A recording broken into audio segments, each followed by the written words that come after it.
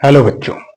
आज हम लोग जानेंगे पार्ट्स पर मिलियन के बारे में, यानी जिसे हम शॉर्ट में पीपीएम भी कहते हैं। तो चलिए देखते हैं यह होता क्या है। तो बच्चों, यह इकाई तब उपयोग में लाई जाएगी, यानी पीपीएम का हम प्रयोग तब करेंगे जब विलेय की सांद्रता बिलियन में, माने किसी भी बिलियन में विलेय की सांद्रता बहुत ही कम हो। कह सकते हैं उसका अंश या भाग या आयतन अथवा द्रव्यमान के रूप में हो सकता है, माने जो भी विलेय लिए गए उसकी मात्रा उस विलयन में बहुत ही कम हो। या हम ऐसे भी कह सकते हैं कि किसी विलेय पदार्थ के भागों की वह संख्या जो किसी बिलियन के 10 to the power 6 यानी कि 1 मिलियन में, अर्थात हम कह सकते हैं लगभग 10 लाख में, यानी कि 10 to the power 6 को, ठीक है, भागों में उपस्थित हो तो उसे हम पीपीएम कहते हैं। चलिए हम लोग इसे नोट करते हैं, पार्ट्स प्रति मिलियन यानी कि पीपीएम को। यह इकाई तब उपयोग में लाई जाती है जब बिलियन में विलेय, ध्यान रखिएगा इसमें मुख्य रोल विलेय का है, हम लोग विलेय भी पढ़े हुए हैं, विलेय का सांद्रण बहुत कम हो, अंश या भाग आयतन अथवा द्रव्यमान, यानी कि जिसमें भी विलेय को लिया गया वो कहा जा रहा है के रूप में हो सकता है। या एक हम इसकी दूसरी भी परिभाषा ले सकते हैं, किसी विलेय पदार्थ के भागों की वह संख्या जो किसी बिलियन में, यानी के 10 to the power 6 यानी कि लगभग 1 मिलियन, अर्थात 10 लाख, 1 मिलियन में 10 लाख होते हैं, भागों में उपस्थित हो, उसे हम पीपीएम कहते हैं।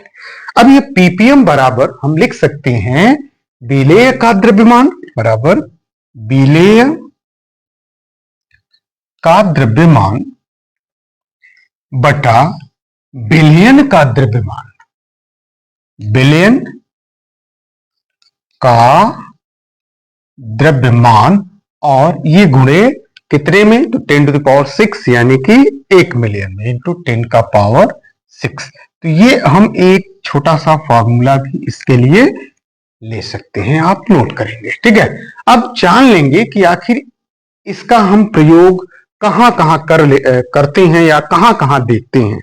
तो बच्चों, हम प्रायः हम इसका प्रयोग वहां करेंगे, जैसे मान लीजिए कि विषैली गैसों की उपस्थिति यदि पूरे वायुमंडलीय में है, यानी वायुमंडलीय प्रदूषण की हम बात करें तो उसमें जो विषैली गैसें हैं उसकी उपस्थिति को दर्शाने के लिए हम प्रायः इसी का प्रयोग करते हैं, पीपीएम का ही उपयोग करते हैं, या इसी में उसे दर्शाया जाता है, ठीक है। यानी इसके लिए सांद्रण को हम क्या करते हैं, आयतनों के रूप में इसको दर्शा लेते हैं, ठीक है। और भी हम कहें, जैसे मान लीजिए कि दिल्ली में SO2 गैस का सांद्रण 10 पीपीएम पाया गया था, आपको जानना चाहिए। यानी इसका अर्थ यह है कि 10 to the power 6 centimetre cube वायु में लगभग 10 सेंटीमीटर क्यूब SO2 यानी कि जो सल्फर डाइऑक्साइड गैस होती है की उपस्थिति, अर्थात हम लोग पीपीएम में यह समझे हैं कि वायुमंडलीय में हमने बताया कि विषैली गैसों की उपस्थिति से वायुमंडलीय प्रदूषण को हम पीपीएम में व्यक्त करते हैं, ठीक है, ठीक है। इसके लिए सांद्रणों को आयतनों द्वारा व्यक्त किया जाता है। चलिए क्वेश्चन करते हैं। क्वेश्चन दे रखा है कि समुद्री जल के प्रति किलोग्राम में 5.8 × 10⁻³ ग्राम ऑक्सीजन घुली है, ठीक है। तो ऑक्सीजन की सांद्रता पीपीएम में हमें ज्ञात करनी है। चलिए इसको हल करते हैं। तो बच्चों, यहां पे सबसे पहले मैंने सिखाया है कि जो भी क्वेश्चंस में दिया रहता है उसे हम लोग पहले नोट कर लेते हैं, तो सॉल्व करेंगे। हल दिया है, प्रश्न में दिया है, क्या क्या दिया है, तो समुद्री जल यानी कि पानी दिया है, यानी कि विलायक भी दे रखा है, यानी कि यहाँ पे समुद्री जल विलायक के रूप में है, प्रति किलोग्राम में इतना ग्राम ऑक्सीजन, यानी ऑक्सीजन गोली है उतने में, मतलब दिया हुआ है विलेय का द्रव्यमान, ठीक है, विलेय का द्रव्यमान। और यहाँ पे विलेय के रूप में कौन है भाई, तो यहाँ सीधा दिख रहा है ऑक्सीजन, तो हम यहाँ पे लिखेंगे O2, ठीक है। का द्रव्यमान दिया हुआ है, द्रव्यमान कितना लिख देंगे 5.8 इंटू 10⁻³ ग्राम में, ठीक है। अब यहाँ पे समुद्री जल के प्रति किलोग्राम, यानी 1 किलोग्राम में, यानी कि यहाँ समुद्री जल क्या है, तो विलायक है, तो हम विलायक का द्रव्यमान भी देख रहे हैं कि दिया है। विलायक, विलायक यानी कि समुद्री जल लिख लेते हैं, विलायक का द्रव्यमान, कितना दिया है, द्रव्यमान यानी कि इज इक्वल टू प्रति किलोग्राम, यानी 1 किलोग्राम, 1 किलोग्राम जो बराबर हम, क्योंकि ये ग्राम में दिया हुआ है तो इसे भी हम लोग ग्राम में कन्वर्ट कर लेंगे, 1000 ग्राम हम लोग लिख सकते हैं, 1000 ग्राम।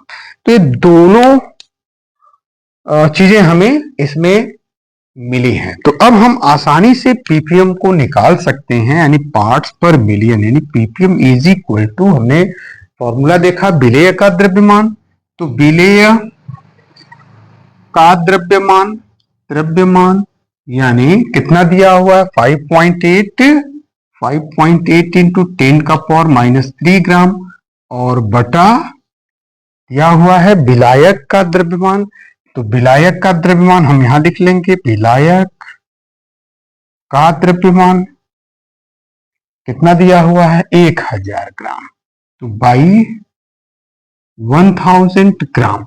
अब यहाँ पे फॉर्मूले में इनटू इसको 10⁻⁶, ठीक है। अब हम इसे हल करेंगे, 0.8 इंटू 10⁻³ ग्राम, और अपान ये क्या हो जा रहा है 1000 है, तो इसको हम लोग घात के रूप में 10⁻³ लिख सकते हैं, ठीक है, और इंटू 10 का पावर कितना है 6 है।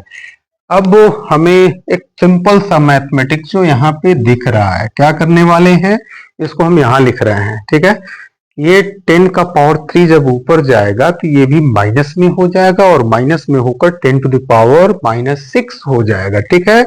और ये -6 और ये +6 दोनों कैंसिल हो जाएंगे, जो हमारा क्या बचेगा 5.8 ppm, ये आपका आंसर होगा, ठीक है। आई होप आपको समझ में आया होगा। ये सिंपल सा मैथमेटिक्स है जिसे आप आसानी से समझ सकते हैं। फिर से मैं एक बार बता दे रहा हूं, 5.8 इंटू 10⁻³ ग्राम है, ये अपान 1000 है, तो इसको हम 10⁻³ ग्राम लिख सकते हैं।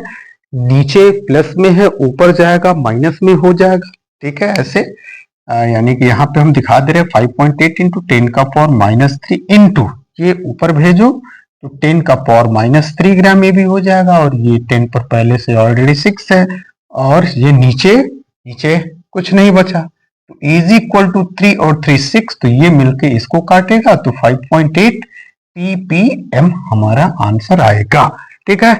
तो ये हम ऐसे हल करेंगे, ठीक है। चलिए